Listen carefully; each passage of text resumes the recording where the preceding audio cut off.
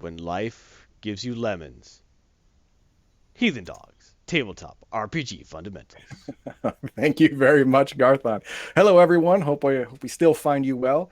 Today is our second part of the Dungeon Crawl Classics overview.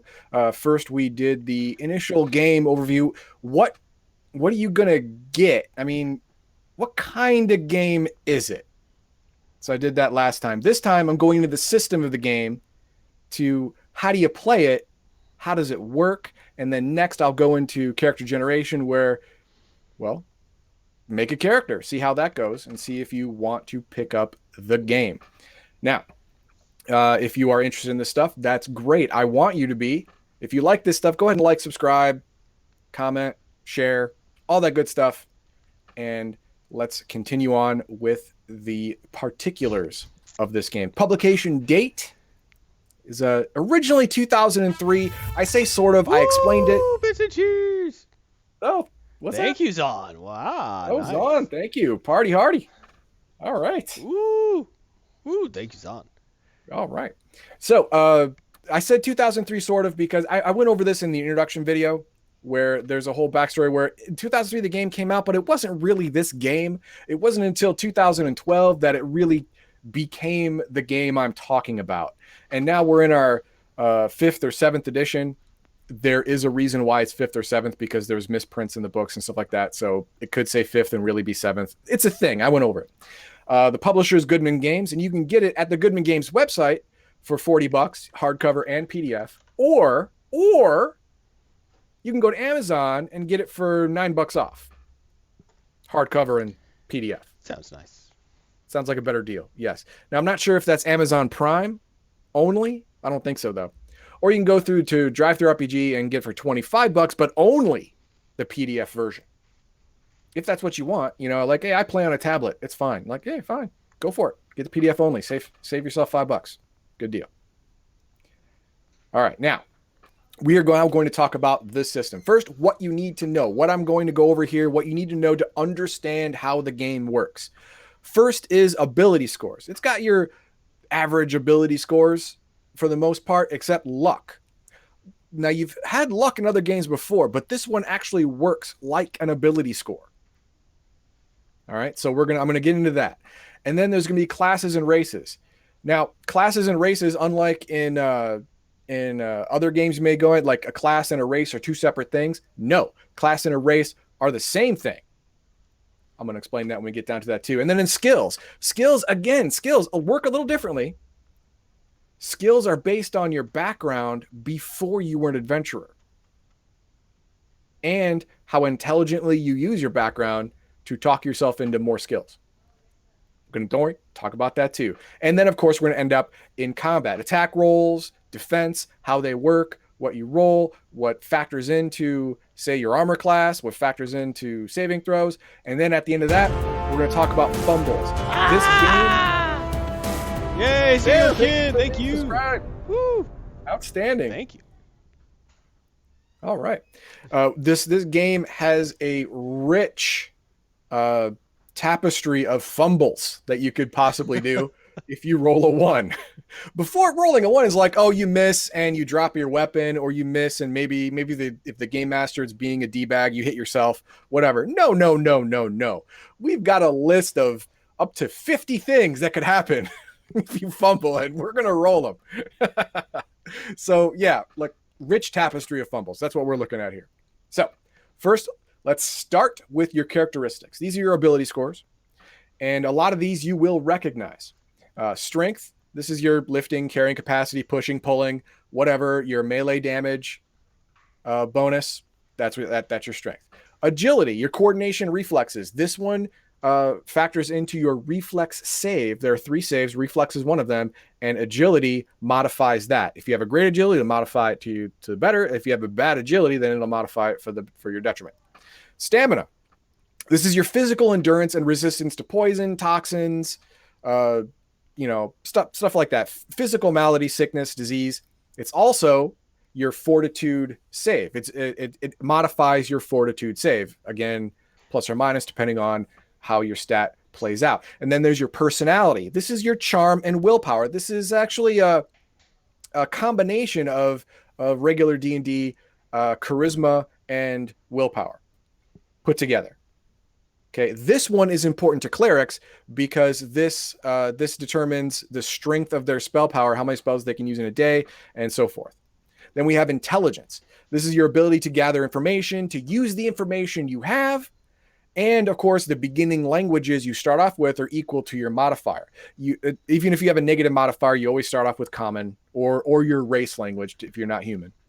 But maybe you don't have anything else besides that. Okay, and of course, this is important to wizards. This augments or detriments your spell use. How many spells of the day, how much damage they do, how well you roll, stuff like that. And then we come to luck. This is really does the universe have your back? Maybe, maybe not. Depending if you roll between a 3 and an 18, just like all these other stats are rolled, between 3 and 18, using 3d6 straight down the line. Now, the game creator says, hey, yes, you can use house rules however you like to roll stats like other 3d6 stats are rolled, but try it once, 3d6 down the line, then do what you got to do if your players try to revolt or whatever. But this is how it's done. So since all these other abilities are kind of normal, let's take a closer look at luck. Like I said, it's rolled with a normal 3d6, just like all your other stats. Your luck score modifies certain rolls all the time. Okay? That's where the luck score table comes in. All the time? All the time. Listen to me. We're rolling a d30 to roll to see what your luck score modifies. Let's say you roll a 10. It modifies all skill checks, including your thief skill. Let's say you roll a 27. It modifies corruption rolls, which I'll be getting into part 2. Let's say you roll an 8. It modifies missile fire damage rolls. So if you roll an average luck, between 8 and 12 or 13, it won't modify anything. It's a 0 modifier, just like any stat. But if you roll an exceptionally low or exceptionally high luck, then it'll modify these all the time, which I've never seen before in a game. It's interesting. On top of that, you can spend your luck. You can permanently drain your luck to get a bonus on any roll at all. Doesn't matter. If you drain 6 luck, you get a +6 on that roll. It's a 1-for-1 deal. Now, this luck can be replenished. Usually, it's by following your alignment. And then you'll be able to get this luck back up to your starting total. Or if you're a thief or a halfling, they have the class ability, class and race ability to get luck back. Thank you, Serial Kid. Serial Kid, thank you very much. Appreciate it, man. All right. So that's the luck expanded. So you have a little idea of what luck does, and it does quite a bit in the background. This bonus or minus could be big depending on what your class or race is. Yeah, it's an interesting idea. I think I like it. Yeah. If your guy is a bowman, then having a minus to all missile damage rolls because your luck is 3 is gonna suck. It's gonna be bad. But hey, them's the breaks. The universe is not looking out for you. That's all that is. All right. Next, we were talking about classes and races. We're going to talk about it again right now. Explain it to you. Now, you can be a wizard or an elf, but you can't be both. All right. Depending on your background, you are either a warrior, cleric, thief, or you're either a human or a demi-human. Depending on your background. Human or demi-human. If you are a demi-human, you cannot be a class. Your race is your class. That's it. That's like basic D&D. Yes, your race is your class. That is all. We are hearkening back to the 70s here. All right. Now, like I said, this is chosen based on your occupation. This is what you did before you were an adventurer. You're level 0, and this is what you do. Okay. And if you rolled as your occupation, you are an elven butcher. Well, guess what? You're an elf. Yay. Yay. If you just roll butcher, then you're a human. I thought you for an elven butcher, you'd be like an orc. No, that I don't. Well, maybe orcs do consider that an occupation. You know? I don't know. It depends on what kind of dark campaign you want to run. I know. I'm just kidding. All right. But I'm going to get more into your occupations during character generation, because there is a D100 chart of occupations. That's a lot. It goes beyond the scope of what I want to talk about today. I like it. Yeah. So also, everyone starts at level 0. You are classless at level 0. Even if you roll woodcutter, you're a human. Woodcutter, level 0. Interesting. You have to make it to level 1 to choose a class. If you are an elf accountant, you are an elf accountant level 0 until you make to level 1. Then you get the bonuses of your class, which is spell use. All elves can cast spells. You know, they actually tie into extra planar beings for their power, kind of like witches. It's cool. It's different. I like it. But again, during character generation is when I'm going to mostly get into that. Baldar says, "Oh, I'm currently classless," but that's not the classless you mean. There it is. That's pretty good. There it is. Accurate. That's accurate, yes. Now, let's move on to skills. Okay, now, remember I said earlier that your skills are directly tied to your occupation that you choose during generation. All right, so what if you choose... What if you not choose? What if you roll woodcutter? Woohoo! Or butcher? Like I said, you have to think a little more creatively. For example, a woodcutter doesn't just go in the forest, chop down wood, chop it into smaller pieces of wood, and bring it to people, sell it to them, and do that. That's how they make money. But to effectively do that and not die, you have to have other skills.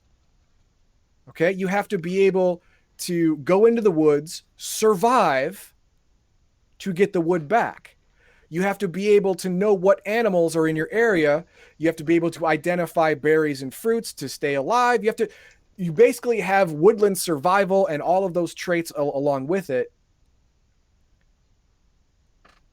That's woodcutter skills. Anything that you can think of that you can logically deduce a woodcutter would know, you know as well.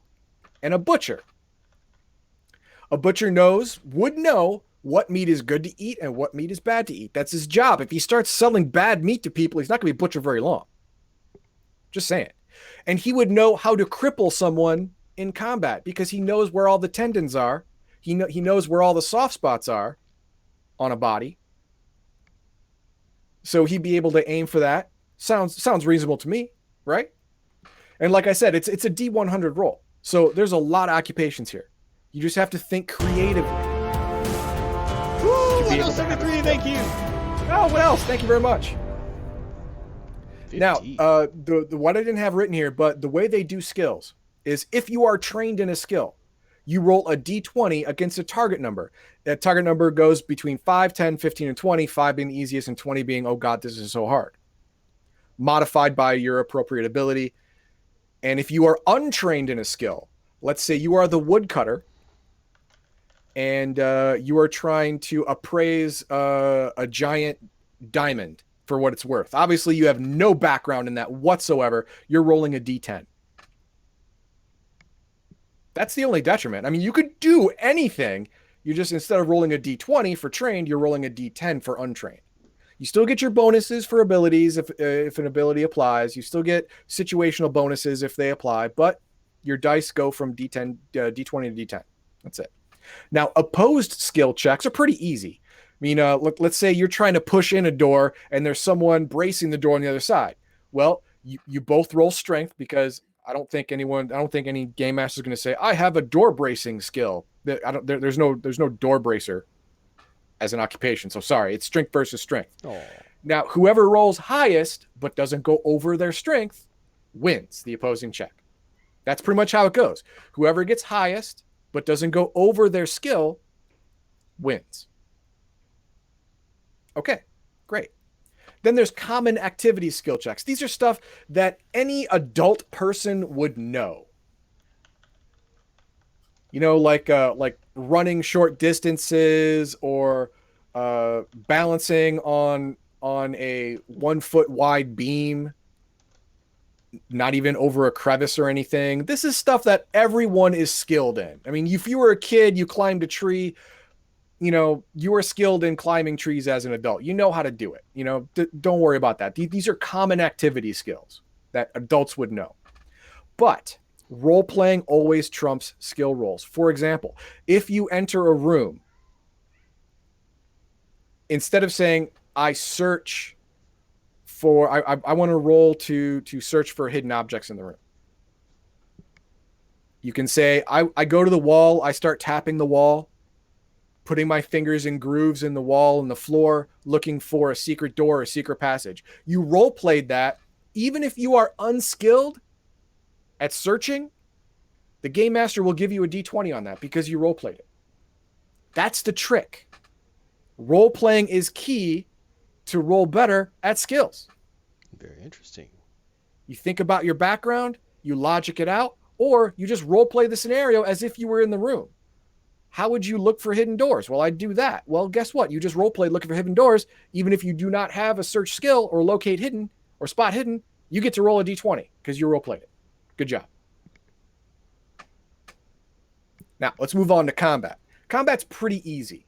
Okay, combat basically revolves around a D20.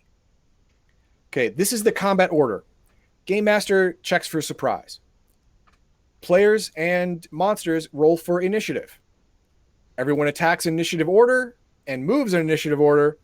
Rinse and repeat. That's basically it. Makes sense. That's Basically pretty it. Now, standard.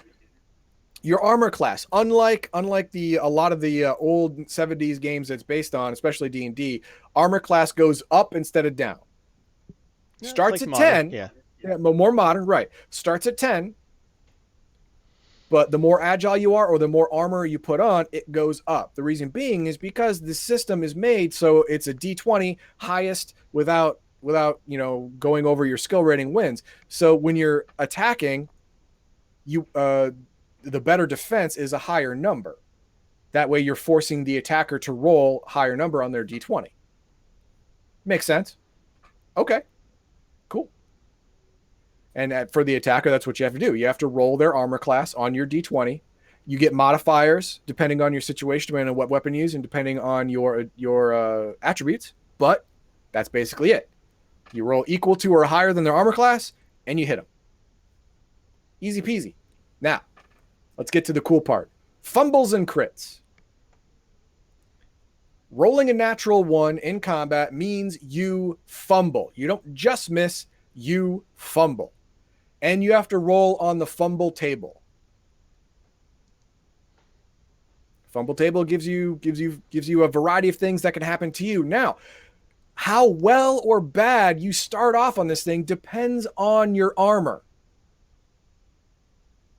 Depends on your If armor? you're wearing the lower armor you are wearing, the lower die you roll in the fumble table. On the fumble table, the that higher makes you sense. get, the worse the fumble is.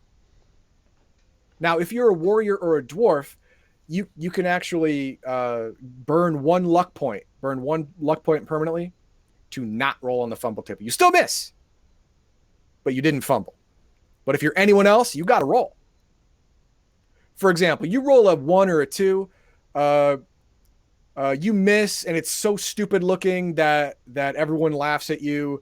Or 2, you trip, but you may recover with a DC 10 reflex save. Otherwise, you spend the next phase on the ground.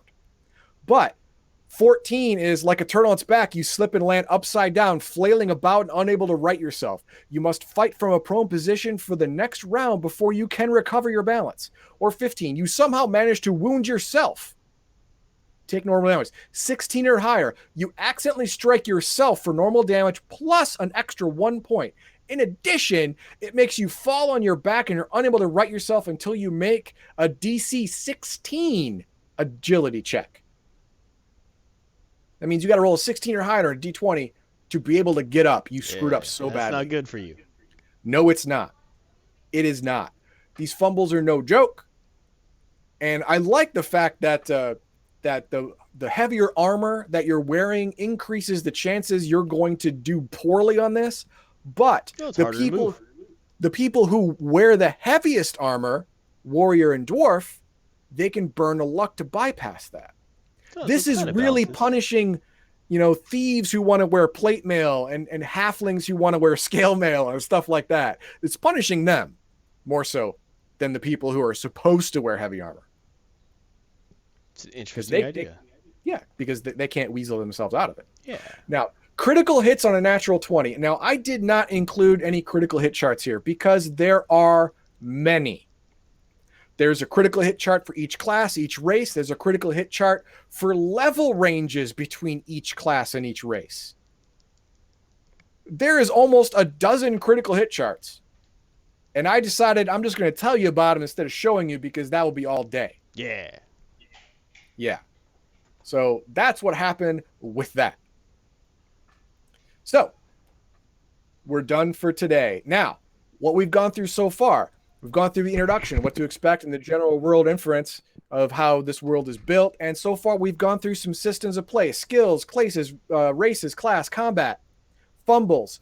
Next time, we're going to go over magic because magic not only differs from the well that this thing was drawn from, the 70s role-playing game, but it also has its own fumble charts.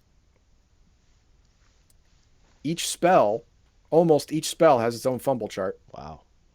It's crazy. So we're going to go over wizard and clerical magic next time. And you know what? I may throw in some examples of the critical hit tables just to show you what we're dealing with for critical hits. Sounds interesting. I might do that.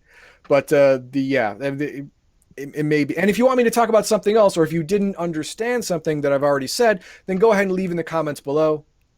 Or if you go ahead and throw it in chat comments below, or tweet me, or throw it in Discord, or whatever, and I will try and reiterate in a better way or include it in my part 2 segment. After that, we're going to go into character generation, where I will make a character on screen for you, and we'll go through his attributes, his race or class, depending on his background, if he has a race or a class, his skills, his equipment, and see how he turns out.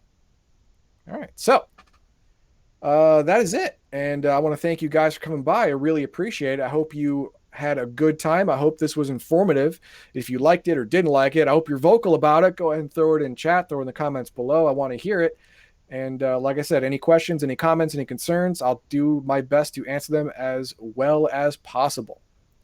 And of course, what do you think of the segment? That's what I want to know, really. And what are your thoughts on OSR games, old school revival games? I mean, in general, or maybe this in particular, if you want to tell me that, that's great. And you have any suggestions for my next tabletop RPG? It'll be for the next year, obviously, because, we're going to finish this up in the new year, and then I'll be ready for my next game. But if you want to submit a game, I will check it out. If I haven't done it before, I'll see if I can get my hands on it, and we'll do it to it. All right. Thank you very much, everyone. Thank you. Hope you enjoyed this segment. So, if you like, share, subscribe, join Full Streams Anime, Comics, Games, Beer, Really Chatting, Giveaways, Monthly Q&A, it's Legion of Myth members. And catch our Patreon goals, so join us! Be a joiner. Subscribe. For more Heathendog, Anime on the Stream segments, tabletop gaming fundamentals, and team ups like Garthon, Cat, and others. You could go and check out our YouTube streams, as well as select video game streams. And thank you very much for watching, and as always, be a Legionnaire.